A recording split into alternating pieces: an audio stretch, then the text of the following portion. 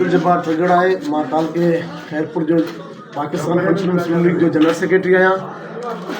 ॿ ॾींहं पहिरियां रहीम बख्श पुलपोट रे मुंहिंजो भाउ सरदार अली ख़ान खे फ़ोन करे धमकियूं ॾिनियूं त असां तव्हांखे कोन छॾींदासीं ऐं पंहिंजो पूरे ज़िले खां मंत्री भुॻाणींदो आहे, पूरे ज़िले सां नाइंजाइज़ी कंदो आहे हिते।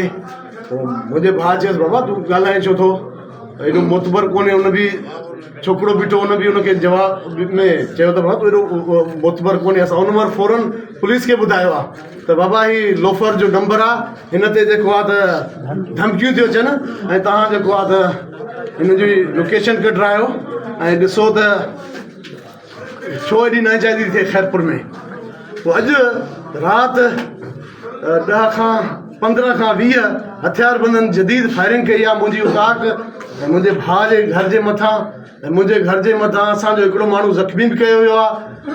असां IG सिंध खे चऊं था खुदारा पंहिंजो खैरपुर ज़िले ते रहम कयो ऐं खैरपुर ज़िलो जेको आहे धाड़ियलनि जे वर लोफरनि जे वर न चाढ़ियो। हाणे साईं रहीम बख्श ख़ान होॾां कचे मां आयो, हितां सवली कार्रवाई करे हलियो वियो, नाकाबंदी बि न अथई। हिन जा हिते डाउट रखियल आहिनि पंहिंजो खैरपुर में जेके वञी माण्हुनि सां नाइंजाइज़ियूं कनि था पिया ऐं माण्हुनि जे दरनि ते फायरिंगूं करे था अचनि। उहो पुलिस ख़ामोशी ऐं तमाशाई बणियल आहे। पूरो खैरपुर ज़िलो जेको आहे त हुनजे रहम करम ते तोले धाड़ियल जे ते पूरे खैरपुर ज़िले मां हू मंत्री थो ॻाड़े, पुलिस जेका आहे त ख़ामोशी बणियल आहे।